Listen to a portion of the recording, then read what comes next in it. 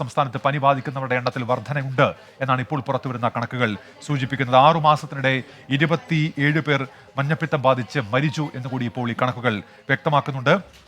മലപ്പുറത്താകട്ടെ 4 പേർക്ക് ഷിഗല്ല സ്ഥിരീകരിച്ചു എന്നുള്ളതും ആശങ്കയുണ്ടാക്കുന്നതാണ്. ആ വാർത്തയിലേക്കാണ് നമ്മളിനി പോകുന്നത്. സംസ്ഥാനത്ത് പകർച്ചപ്പനികളുടെ വ്യാപനം കുറയുന്നില്ല. കഴിഞ്ഞ 5 ദിവസത്തിനിടെ തിരുവനന്തപുരത്ത് മാത്രം ആശുപത്രികളിൽ പനി ചികിത്സയ്ക്കായി എത്തിയവരുടെ എണ്ണം 6000-ലധികം പേർ വരും. പനിയത്ര നിസ്സാരമല്ലെന്ന ജാഗ്രതാ നിർദ്ദേശം നൽകുകയാണ് ആരോഗ്യവകുപ്പ്. ഇൻഫ്ലുവൻസ വൈറസ്, റെസ്പിറേറ്ററി സിൻസഷ്യൽ വൈറസ് എന്നിവയാണ് ഇപ്പോൾ പരക്കെ കാണുന്ന പനിക്ക് പിന്നിലുള്ളത്. ദിവസം 10,000 പേർ പനിക്ക് ചികിത്സ തേടുന്നുവെന്ന കണക്ക് ആശങ്കപ്പെടുത്തുന്നതാണ്. കണക്കുകൾ അനുസരിച്ച് ജൂണിൽ മാത്രം പനി ബാധിച്ചവർ സംസ്ഥാനത്ത് 2.29 ലക്ഷം പേർ. 2,29,772 പേർ പനിക്ക് ചികിത്സയ്ക്കെത്തി. 7 പേർ മരിച്ചു. 2013 പേർക്ക് ഡെങ്കിപ്പനി സ്ഥിരീകരിച്ചു. 3 പേർ മരിച്ചു. എലിപ്പനി, H1N1, മഞ്ഞപ്പിത്തം, മന്ത് തുടങ്ങിയവയുടെ കണക്കുകൾ ഇങ്ങനെ.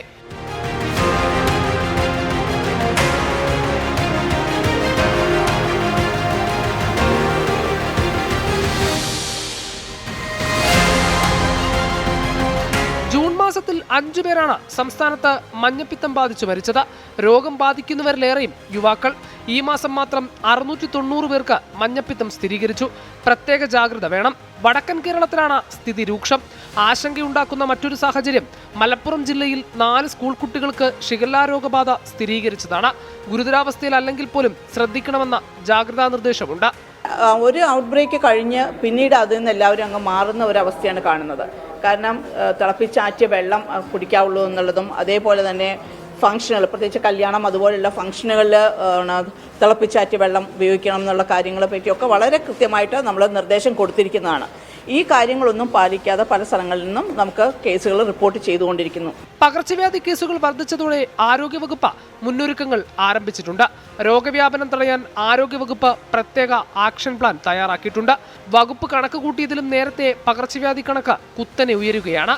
രോഗപ്രതിരോധത്തിനായുള്ള ആരോഗ്യവകുപ്പിന്റെ പ്രത്യേക ആക്ഷൻ പ്ലാൻ ഇന്നു മുതൽ പ്രാബല്യത്തിൽ. ആശുപത്രി സന്ദർശകർ നിർബന്ധമായും മാസ്ക് ധരിക്കണമെന്നും രോഗികളല്ലാത്തവർ പരമാവധി സന്ദർശനം ഒഴിവാക്കണമെന്നും കർശന നിർദ്ദേശം. കുട്ടികളിലെ പനി ശ്രദ്ധിക്കണം. അസുഖമുള്ള കുട്ടികളെ സ്കൂളിൽ അയക്കരുത്. കൃത്യമായ ചികിത്സയും വിശ്രമവും ഉറപ്പാക്കണം. സ്വയം ചികിത്സ പാടില്ല.